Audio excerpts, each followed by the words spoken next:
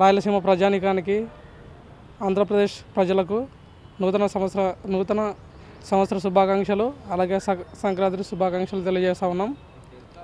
ఈ ప్రభుత్వం, పోయిన ప్రభుత్వం అయితేనేమి, ఈ ప్రభుత్వం అయితేనేమి, రాయలసీమలో ఉన్నటువంటి పెండింగ్ ప్రాజెక్టులు అయితేనేమి, రాయలసీమలో ఉన్నటువంటి నిరుద్యోగత అయితేనేమి, రాయలసీమలో ఉన్నటువంటి కరువునైతేనేమి ఏ ప్రభుత్వం వచ్చినా కూడా ఇంతవరకు పట్టించుకున్నటువంటి పాపాన పోలేదు. కాబట్టి కొత్త సంవత్సరం నుండైనా ఇక్కడ ఉన్నటువంటి ఎమ్మెల్యేలు అయితేనేమి, ఎంపీలు అయితేనేమి వాళ్ళ గళాన్ని అసెంబ్లీలో వినిపించి రాయలసీమలో ఉన్నటువంటి సమస్యలను ఖచ్చితంగా నెరవేరుస్తారని ఆశిస్తున్నాం. మరొకసారి ఈ బిగ్ టీవీ నుంచి అందరికీ నూతన సంవత్సర శుభాకాంక్షలు, అలాగే సంక్రాంతి శుభాకాంక్షలు తెలియజేసుకుంటున్నాం. నా పేరు అశోక్, రాయలసీమ విద్యార్థి పోరాట సమితి జిల్లా అధ్యక్షులు, కర్నూలు.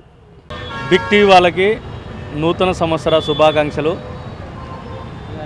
ఆంధ్రప్రదేశ్ రాష్ట్రంలో ఈరోజు జగన్మోహన్ రెడ్డి గారు ఒక సంచలనాత్మకమైనటువంటి తాను ఇచ్చిన మాటలో నెరవేర్చారు. 3,000 పెన్షన్ ఇస్తూ ఈరోజు రాష్ట్రంలో అనేక మంది అవతాతలకు అండగా నిలుస్తూ, అనేక సంక్షేమ పథకాలతో పేద ప్రజల కుటుంబాలను నిలుస్తూ, తన తండ్రి మాదిరే జగన్మోహన్ రెడ్డి గారు కూడా పేద కుటుంబంలో పేద విద్యార్థులకు ఇంగ్లీష్ విద్యను అందిస్తూ, కుటుంబాలకు భరోసానిస్తూ అభివృద్ధి బాటలు నడిపిస్తున్నందుకు మరొకసారి హృదయపూర్వక ధన్యవాదాలు తెలియజేస్తున్నాను. నా పేరు Yato Obles, YSRCP SCCL state general secretary.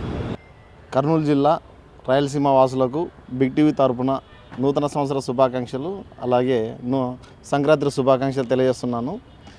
ఈ బిగ్ టీవీ తరపున, ఈ మీడియా తరపు నుంచి ఈ ప్రభుత్వాన్ని మేము కోరుతున్నది ఏమంటే, రాయలసీమలో ఉన్నటువంటి పెండింగ్ ప్రాజెక్టులను పూర్తి చేసి కరువుని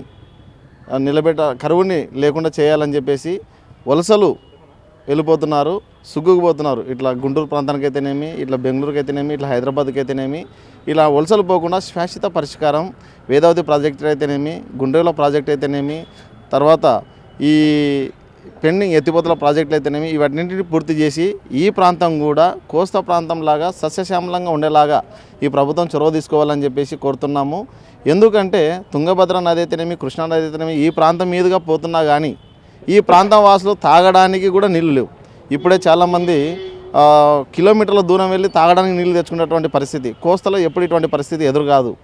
తర్వాత సాగునీరు అక్కడ 20-30 అడుగుల లోపలికి వెళ్తే చిన్న బోరు వేస్తేనే నీళ్ళు వస్తాయి. ఇక్కడ 300-400 అడుగుల లోపల బోరు వేస్తే కూడా నీళ్ళు పడవు. ఎందుకంటే ఈ ప్రాంతంలో డ్యాములు కట్టేసి, తర్వాత ఎత్తిపోతల పథకాలు పెట్టేసి శాశ్వతంగా కరువును నివారించాలని చెప్పేసి ఈ ప్రభుత్వానికి మేము కోరుతూ ఉన్నాము. సుంకన్న, రాయలసీమ హక్కుల పోరాట సమితి, కర్నూలు.